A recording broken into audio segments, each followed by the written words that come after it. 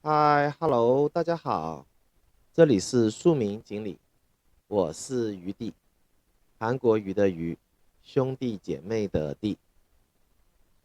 美国大选基本上已经尘埃落定，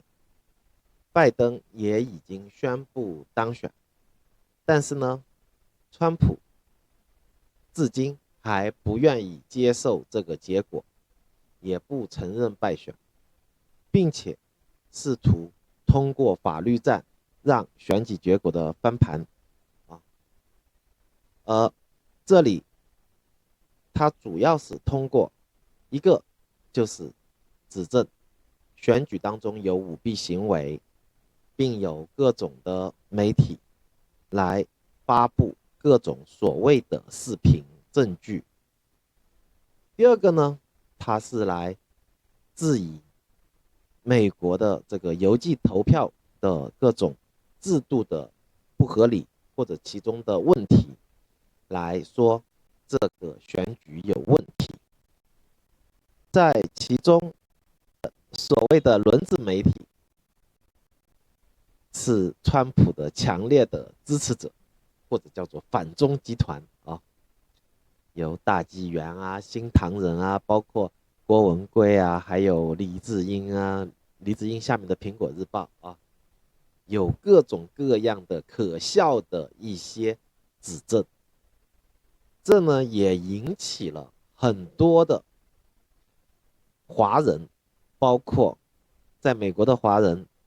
这部分呢，基本上都是好不容易跑到美国所谓的这个自由社会这么一种心态的那种华人，还有呢就是台湾的817绝亲们啊，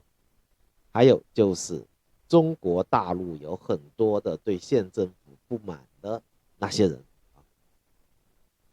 他们也是强烈的表示，川普肯定是遭受了不公的待遇，肯定是拜登有舞弊，怎么样怎么样怎么样的行为。我们今天就来说说这些事情可笑之处。当然，余弟我也相信，今天这期节目又会得罪很多人，但是呢，我们黑的就是黑的，白的就是白的，还是要把它说清楚。我只是希望能看我视频的朋友，不要被某些人或者某些势力给欺骗了。作为余地我来说，反对的不仅仅是反中的这些各种的欺骗的套路，当然也包括北京政府、中共啊。只是今天我们来说的是这种川普或者叫反中的这些集团们、媒体，他们编造出来的东西实在是太可笑了啊！首先，首先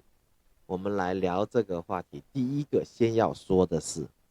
美国法律的常识。说实话，余地我对美国也不了解，我也没有在美国真正的生活过。当然，我也不敢号称自己是什么法律专家，这是怎么样啊？我只是从最基础的常识来给大家普及一些概念。我们先说第一点，美国是什么制度？美国是联邦制。美国国名叫什么？叫美利坚合众国。大家明白这个意思吗？我好像在前面几期也不断的重复的提醒大家这个概念。为什么先要说这一点？如果是大陆的朋友的话，他肯定也以为美国的体制跟中国是差不多的，川普就是美国的习近平，是吧？然后各州的州长就像我们中国的各个省的省长一样，然后呢，全国步调一致，上下统一，一致要去做一件什么事情的。那一种行政体系。错，余地我只能说你非常的错，错的一塌糊涂。这一点如果说你不了解、不认清楚的话，那你永远会被这些法轮功媒体或者苹果日报这些人给忽悠。只有认清这一点，80%的这些轮子媒体的扯淡的这些谎言，你就自然而然看得明白了啊，是什么意思呢？也就是说，美国的总统相当于只是一个联邦的总统而已，他只是处理美国的军事、外交或者全国性的一些事务，联邦性的事务，他并没有权利去插手各个州、各个县的具体事务，他也不可能会去做得到这件事，因为美国总统是民选，同样每一个州的州长、每一个市的市长，他都是民选的。也就是说，一个州长他的当选跟你总统没多大关系，就是说我这个州的选民他支持我，这是一个概念，这是一个民意的概念。第二个概念是什么？州长和总统之间没有一种行政的隶属关系，充其量只是说啊，中央财政补助啊或者怎么样，是吧？可能会有啊什么救灾啊，什么联邦财政啊资源或怎么样，这是有的，是吧？什么叫合众国？它各个州就相当于是一个国家，就从美国建国之初，它13个州开始合并，后来慢慢的，其他的州再加入进来，才有了现在美国这么51个州。大家明白吗？它不是像秦始皇统一6国那样统一的，是大家觉得加入这个合众国对他这个州有利，他才加入的。这样大家明白吗？它跟我们传统的理解的概念不一样的哦。我们是秦始皇统一6国，他是6国自主成立一个联合国。这样大家明白了吧？所以各个州根本就不用理这个总统都可以的。好，这是一个行政的关系的问题。第3方面，它的不同在哪里呢？美国虽然有民主党、共和党，但是大家也知道，他的这个党是非常松散型的。就像比如说川普，在80几年他还是民主党的，后来又加入绿党，然后这么反复的，又好像又进入民主党，然后才是共和党。美国人没有这个什么党的这个概念，什么忠贞党员没这个概念啊。他跟我们的党的概念，我们其实是列宁式的政党。美国人的这种政党跟我们完全没，他来去自由的。所以很多人会说，可能用我们的方式去会理解说，美国他一个党，他的意志上下统一，是吧？然后呢，怎么样，这个党主席发话了怎么样？其实美国无论民主党、共和党根本就没有党主席啊，所以他这个党的概念跟我们的党的概念也完全不一样的，好吧？因此，在各个党或者这个州长他是民主党的或者共和党的，也都会不一样。所以这个党的意志什么，比如说民主党这里命令他的州长去你要对选举怎么样帮助拜登怎么样，未必这个州长他只是代表他自己个人，是吧？来管理这个州，是吧？这个很简单啊，而且各种各样的行为有州议会来监督的，不是一个州长他就无法无天的，他权力是非常有限的。何况很多选举事情很多是由州务卿来做的，所以只有你理解明白这个意思了之后，就什么指责美国是集体舞弊怎么样，我觉得很好笑，你知道吗？好，这是第一点，大家先明白这个联邦制合众国的概念啊。另外再说一下就是川普就是美国总统，之于各个州，相当于就是一个联合国秘书长之于习近平之于川普，或者不叫联合国秘书长吧，相当于就 WHO 吧或者谭德赛说是什么话，谁理你啦，是吧？好，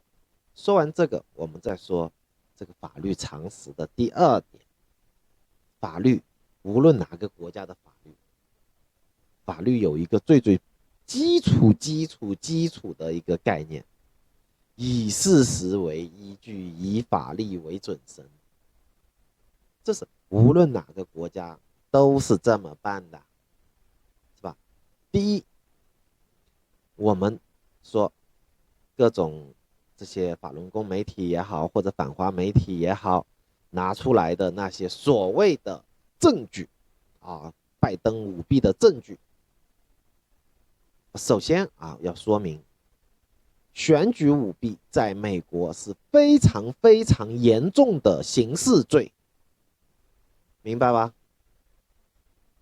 是非常严重的刑事罪。也就是说，一旦谁举报说谁谁谁或者哪一个组织在选举当中有舞弊，怎么样，好，美国的警察也好，或者 FBI 也好，会马上去立案调查。也就是说，目前这么多的所谓的选举舞弊怎么样的这些所谓的爆料出来的东西，至今为止没有发现美国的警方或者 FBI 给出一个说哪一个案件抓到了，没有这个叫事实为依据。你事实都没有，你就在那里靠完全意淫的，或者说是 N 年前的，或甚至是哪个其他国家的什么选举的一些视频，剪一下拿过来说美国这个证据抓到了，这不是骗人是什么？是吧？所以特朗普开记者会被3家电视台给掐掉，他的推特会被推特官方给删除或者加标签。然后我们还不要忘记一点，事实为依据，还要以法律为准绳。美国各个州的法律都不一样，也就是说，你说这个州它邮寄投票以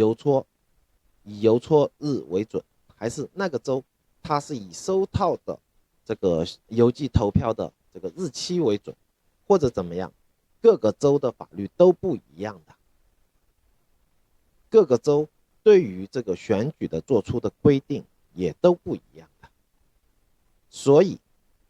你只是用自己理解的概念去否定别的州的一个选票的邮寄投票的合法性或怎么样，那是完全是很滑稽的，简直就是胡说八道的事情。大家明白这意思吧？各个州它对于计票的方式也都不一样。然后还有就是说，对于重新计票的法律规定，是吧？有些州是1%的差距就要自动重新计票，有些州是要你诉讼你提出了才要重新计票的，都不一样的。然后你就是说啊，我要公平，我要怎么样，用自己所理解的公平去要求各个州政府按你所理解的东西来执行，这怎么可能？而且别忘记，各个州的法律，它对于选举规定的认定，它也都是各个州的选民或者由选民选出来的这些州议员们来制定的州法律，绝对不是说你一个人的意志说啊这样不公平就要怎么样，世界没这么回事，这是民主吗？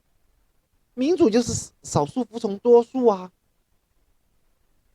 是吧？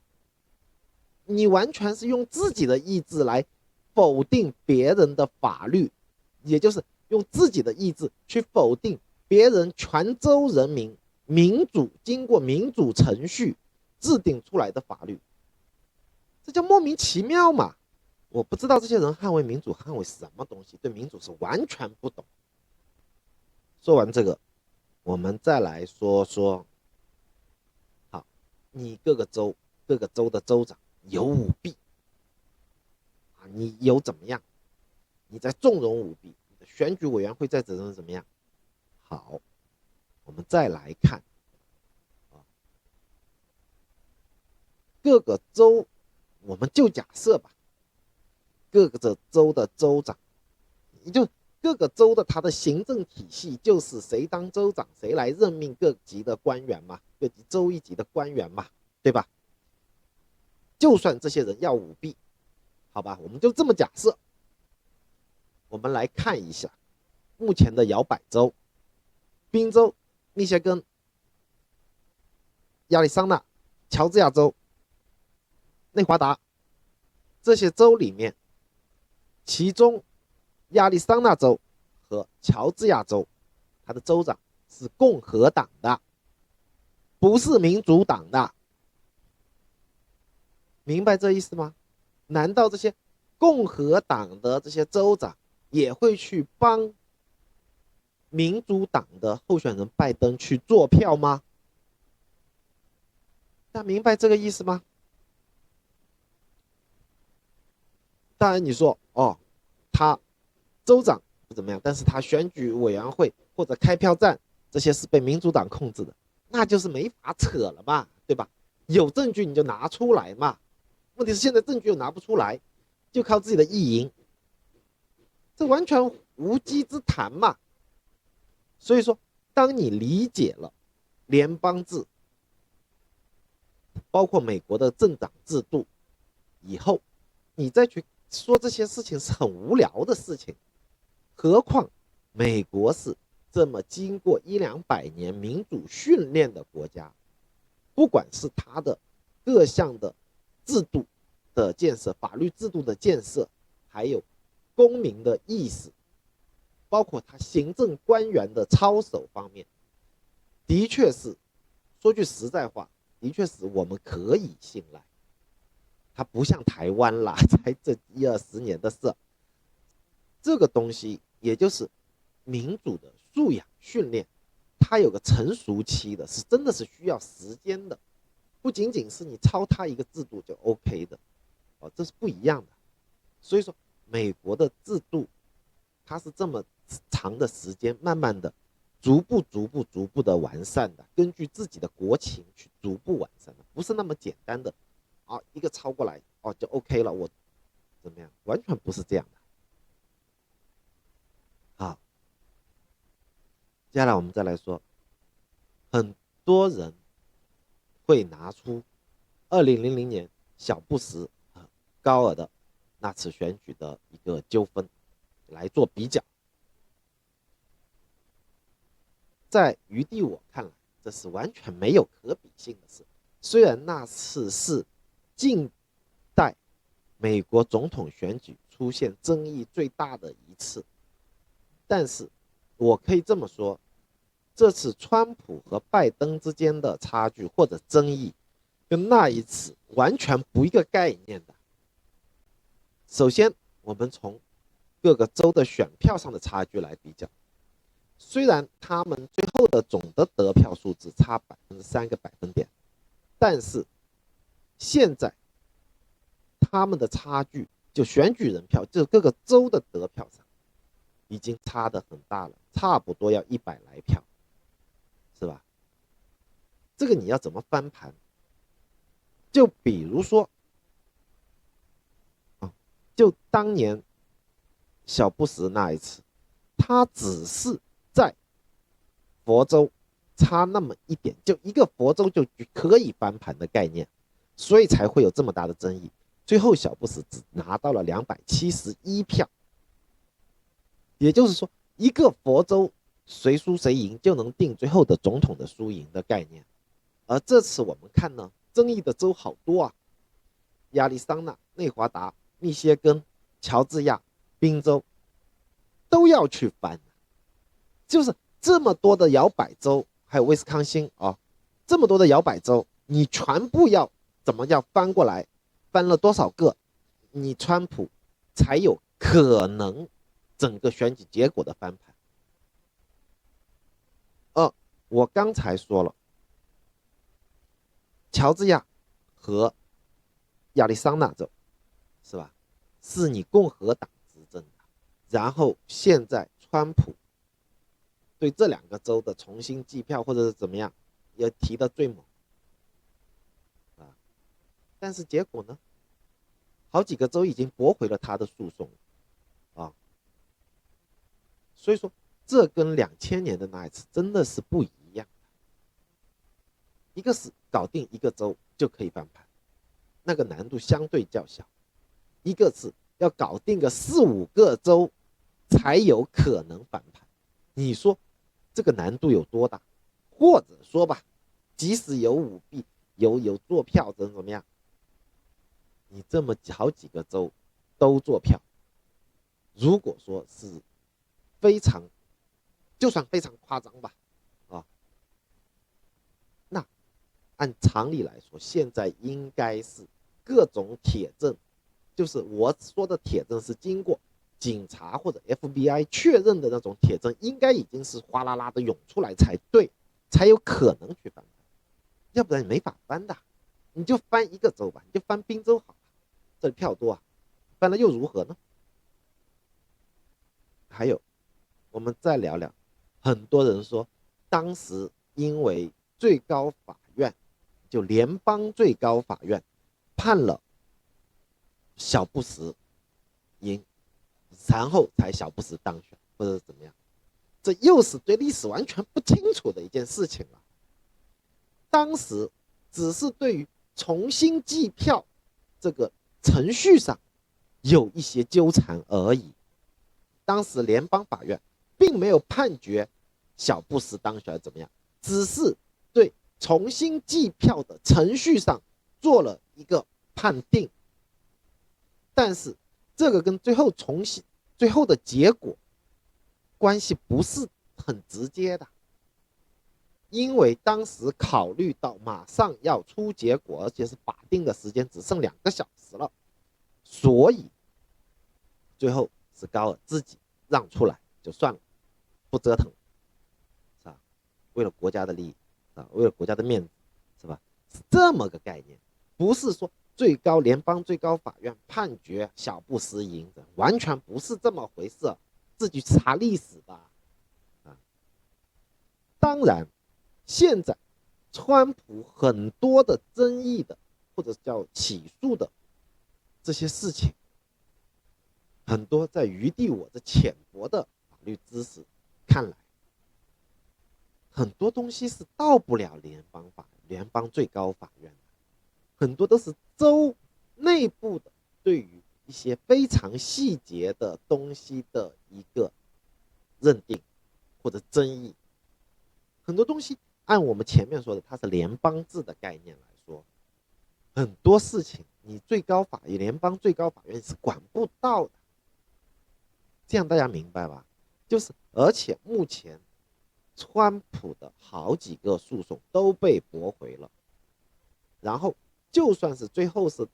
支持的那个，也只是说支持他重新计票，因为州法律本来就支持你不到1%的差距你就可以重新计票，本来就是这样，完全可以的，是吧？还有什么宾州的票要把它先就是邮寄投票和那个分开来，宾州人家本来也就是这么在统计的，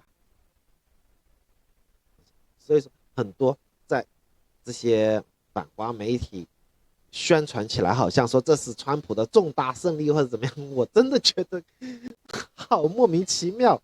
是吧？好，我们再来说和2000年的差别的第3点，就算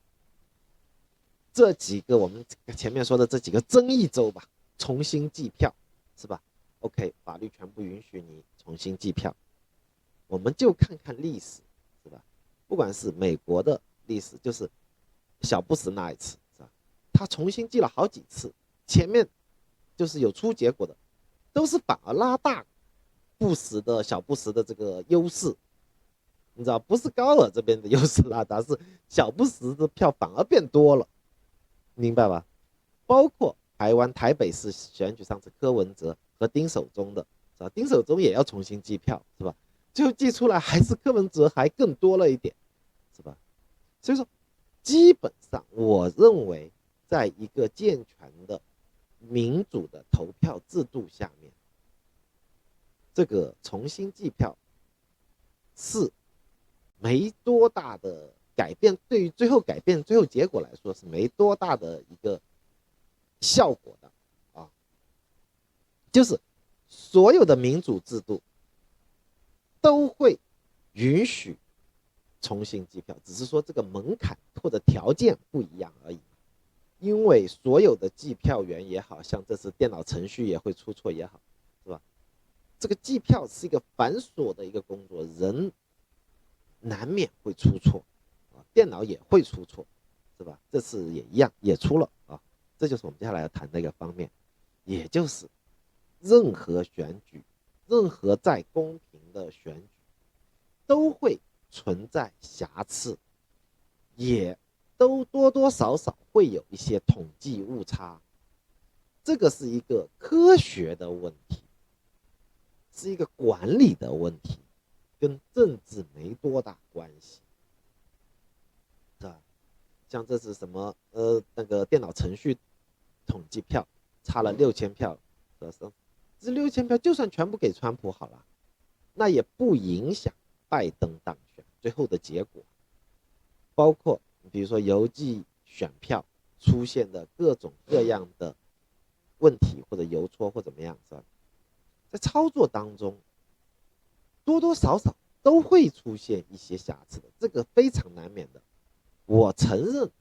很多所谓的反华的媒体拿出来的那些所谓的证据，有些是真实的，我们必须要承认。但是这些证据会改变最后的结果吗？完全不可能的，它都是非常小、非常小的瑕疵。大家明白这瑕疵的概念，也就是，比如说，他这里开出来500万票，只有10票或者多点吧，100票记错了，你说这个会改变最后的结果吗？或者他最后的差距是3万票，你这里只是统计错了100票，会改变最后结果吗？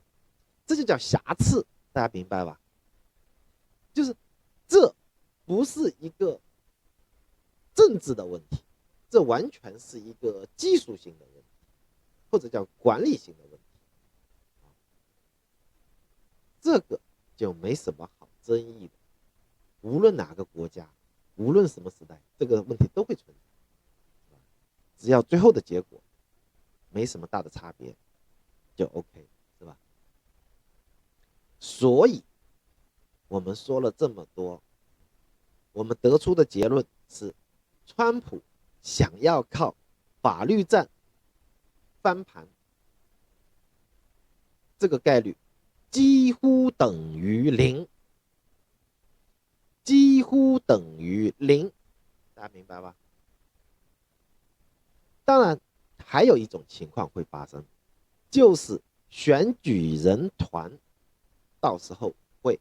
违背州选民的意志去投给川普，这种概率是存在的，像上一届也发生过，但是我们要记着，这次的差距真的挺大的，不像我们上次说的270对268啊，这次差距真的已经拉开了。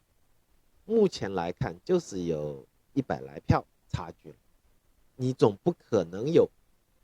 50个议员、参议员、众议员这些刚选出来的，就去违背选民的意志去做一个失信的选举人吧？我想没这么多吧，这个概率几乎也等于0啊。所以最后翻盘基本上不可能。你想说，因为这个最高法院的这些大法官啊，全部是支持川普的，就想靠这个翻盘，别天真了好不好？什么叫法官？法官不是政客，就算像台湾这样的政客，至少你作为一个法官，法律的最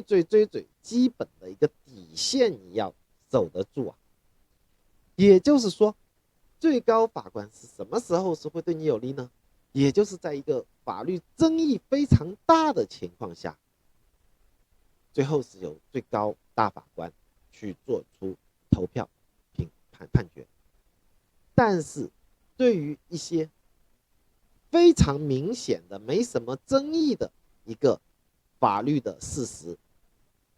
你如果去违背法律去做这样判决，这个是根本不可能的啦，是吧？不要把法官想象成是政客。说实话，不要拿着中国大陆的法官，不要拿着台湾的法官来想象美国的最高大法官，好吧？也就是我们说了这么多，只是想告诉很多的华人，不管是台湾出生的还是中国大陆出生的，你们不要把美国及其制度想象成是中国大陆的共产党所领导的中央集权制。台湾人也不要把美国想象成